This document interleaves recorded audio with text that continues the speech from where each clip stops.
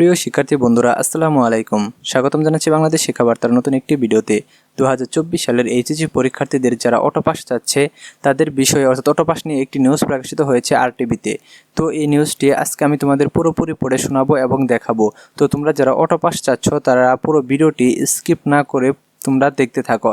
আর তোমরা যারা এখন আমাদের চ্যানেলটি সাবস্ক্রাইব করো না, শিক্ষা সমৃদ্ধ সকল তথ্য, তোমাদের এইচএসসি পরীক্ষার সকল আপডেট এবং পাশাপাশি তোমাদের এইচএসসির পর অনার্স ভর্তি এবং ইউনিভার্সিটি ভর্তি পরীক্ষার সকল তথ্য সবার আগে পেতে আমাদের চ্যানেলটি সাবস্ক্রাইব করে পাশে থাকা বেল আইকনটি বাজিয়ে দাও। আর যারা অলরেডি সাবস্ক্রাইব করেছো তাদেরকে অসংখ্য ধন্যবাদ। সো আসো আমরা মূল ভিডিওতে চলে আসি।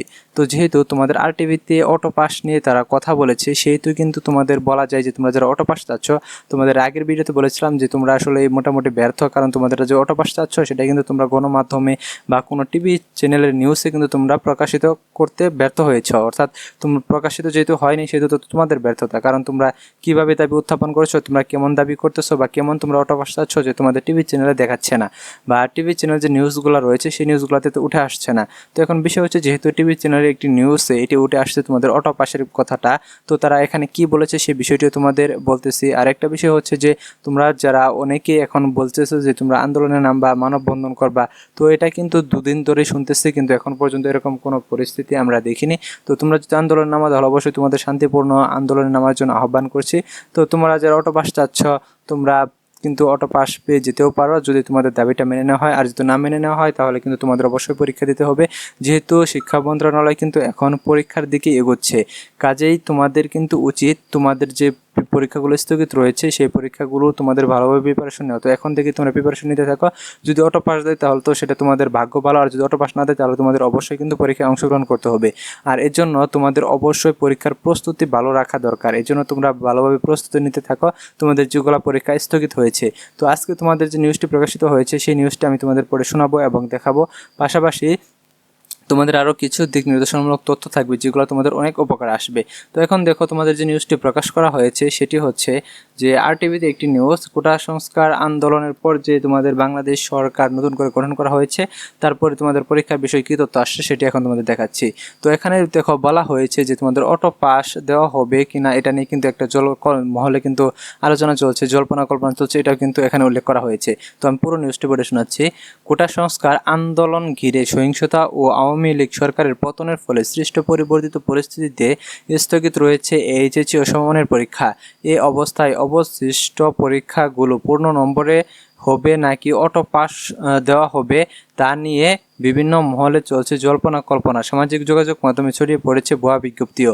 তবে এই বিজ্ঞপ্তিগুলো কোনোটি সঠিক নয় বলে জানিয়েছে আন্তঃশিক্ষা বোর্ড সমন্বয় কমিটি। কমিটি জানিয়েছে স্থগিত পরীক্ষাগুলো পূর্ণ নম্বরে অনুষ্ঠিত হবে। তাছাড়া শীঘ্রই পরীক্ষার সংশোধিত সময়সূচি প্রকাশ করা হবে। সোমবার 12 আগস্ট শিক্ষা বোর্ড সমন্বয় কমিটির সভাপতি এবং ঢাকা মাধ্যমিক ও উচ্চ মাধ্যমিক শিক্ষা বোর্ডের চেয়ারম্যান অধ্যাপক তপন কুমার সরকার স্বাক্ষরিত এক জরুরি বিজ্ঞপ্তি থেকে নিশ্চিত হওয়া গেছে এ তথ্য। বিজ্ঞপ্তিতে বলা হয়, সামাজিক যোগাযোগ মাধ্যমে 2024 সালের এইচএসসি ও সমমান পরীক্ষা সংক্ষিপ্ত সিলেবাসে কম নম্বরের ভিত্তিতে মূল্যায়ন সম্পর্কিত একটি বিজ্ঞপ্তি প্রচারিত হয়েছে, যা বাংলাদেশ আন্তঃশিক্ষা বোর্ড সমন্বয় কমিটি কর্তৃক ইস্যুকৃত নয়।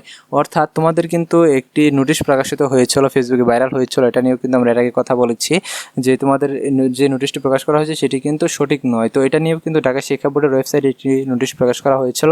সেই নোটিশে কিন্তু সেটা বিস্তারিত বলা হয়েছিল যে আগে যে নোটিশটি প্রকাশ হয়েছে সেটা ঢাকা শিক্ষা বোর্ড কর্তৃক প্রকাশিত নয়। কাজেই এখন বিষয় হচ্ছে যে যেহেতু এখানে তোমাদের বলা হয়েছে যে একটি মহল কিন্তু কল্পনা জল্পনা করছে যে তাদের অটো পাস দেওয়া হবে, অর্থাৎ এইচএসসি পরীক্ষার্থীদের অটো পাস দেওয়া হবে। তো এটা তারা হয়তো বা সোশ্যাল মিডিয়ার মাধ্যমে জানতে পেরেছে বলেই কিন্তু আজকে নিউজে উত্থাপন হয়েছে। তো তোমরা যদি সোশ্যাল মিডিয়াতে এটা যদি নিয়ে কথা না বলতা বা এটা নিয়ে যদি তোমরা কমেন্টস না করতে তাহলে কিন্তু এখানে উঠে আসতো না। তো এখন বিষয় হচ্ছে যে তোমাদের অটো পাসটা দেওয়া হবে কিনা, তোমাদের যে এটা দাবি এটা কি বিষয়ে কিন্তু নিউজে কোনো কিছু প্রকাশ করেনি। তো তোমাদের এমনভাবে উপস্থাপন করতে হবে যেন তারা এটা নিয়ে নিউজ প্রকাশ করে যে তোমাদের এইচএসসি পরীক্ষার্থীদের এখন একমাত্র দাবি হচ্ছে যে তোমরা অটো পাস চাচ্ছ। তো এরকমভাবে উপস্থাপন করতে হবে, যেহেতু তোমাদের অনেক সময় লস হয়ে গেছে পরীক্ষার কারণে, তারপরে আবার তোমাদের এইচএসসি পরীক্ষা যদি আরও সময় নিয়ে নেওয়া হয় তাহলে দেখা যাবে তোমাদের ইউনিভার্সিটি ভর্তি পরীক্ষার জন্য তোমরা টাইম কম পাবা, অর্থাৎ প্রিপারেশন নেওয়ার টাইম কম পাবা। পাশাপাশি তোমাদের দেখা যাবে ইউনিভার্সিটি ভর্তি পরীক্ষাগুলো পিছিয়ে যাবে এবং মেডিকেল ভর্তি পরীক্ষাটা তো সবার শেষে হয়, সেটা আরও পিছিয়ে যাবে।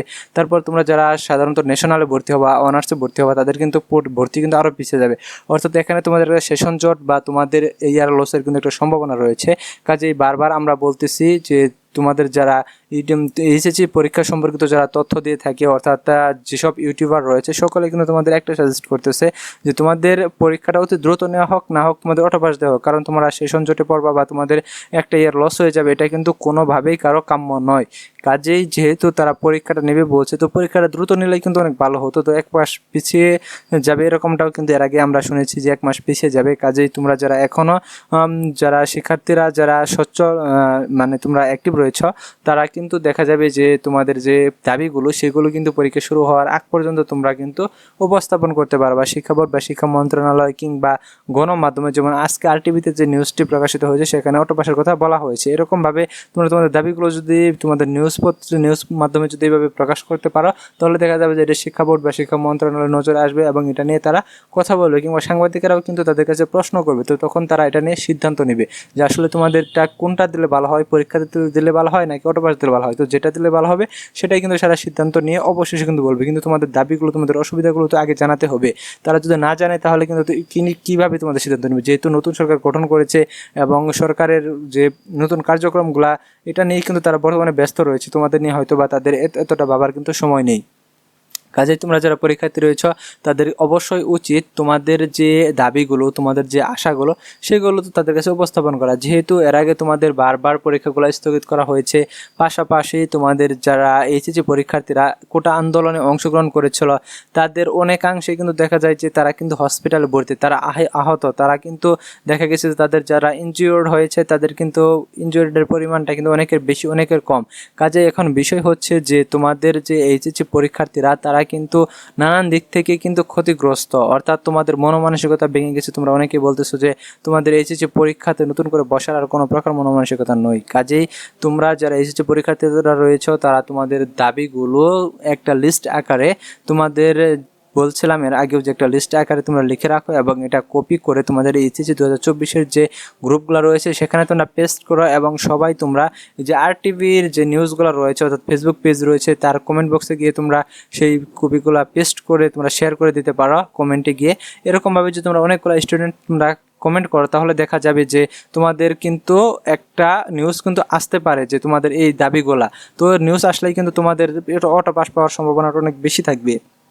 তো এখন বিষয় হচ্ছে যে তোমরা বারবার কি করতেছো, তোমরা বারবার একই ভুল করতেছো। তোমাদের বারবার বলতেছি যে আমাদের চ্যানেলে কমেন্ট করে সময় নষ্ট না করে তোমরা কোনো নিউজ মাধ্যমের অর্থাৎ কোনো ফেসবুক পেজ, যেসব টিভি চ্যানেল রয়েছে তাদের ফেসবুক পেজগুলো রয়েছে সেগুলো সার্চ দিয়ে বের করে তোমরা সেখানে গিয়ে কমেন্ট করো, তাহলে এটা তোমাদের কাজে আসতে পারে। আমাদের ইউটিউব চ্যানেল যদি তোমরা এইভাবে কমেন্ট করতে থাকো তাহলে দেখা যাবে তোমাদের এটা কোনো কাজে আসবে না, কারণ এখান থেকে কিন্তু সেটা নিউজ প্রকাশিত হবে না বা এটা তোমাদের শিক্ষা বোর্ড বা মন্ত্রণালয়ের কাছে পৌঁছাবে না। তো তোমাদের যেখান থেকে তোমাদের দাবিগুলো শিক্ষা বোর্ড বা মন্ত্রণালয়ের কাছে পৌঁছাবে তোমাদের অটো পাস আসার সম্ভাবনা থাকবে, তোমরা সেখানে গিয়ে তোমরা কমেন্ট করো। তো তোমরা যারা যারা এখনও আমাদের চ্যানেলটি সাবস্ক্রাইব করো নাই, শিক্ষা সম্বন্ধে সকল আপডেট পেতে আমাদের চ্যানেলটি সাবস্ক্রাইব করে আমাদের সাথে যুক্ত হয়ে যাও। আর নতুন কোনো আপডেট আসলে অবশ্যই কিন্তু আমি এই চ্যানেলে দিয়ে দিব এবং তোমরা যারা সাবস্ক্রাইব করেছো তারা কিন্তু নোটিফিকেশনের মাধ্যমে পেয়ে যাবে। তো ধন্যবাদ সবাইকে।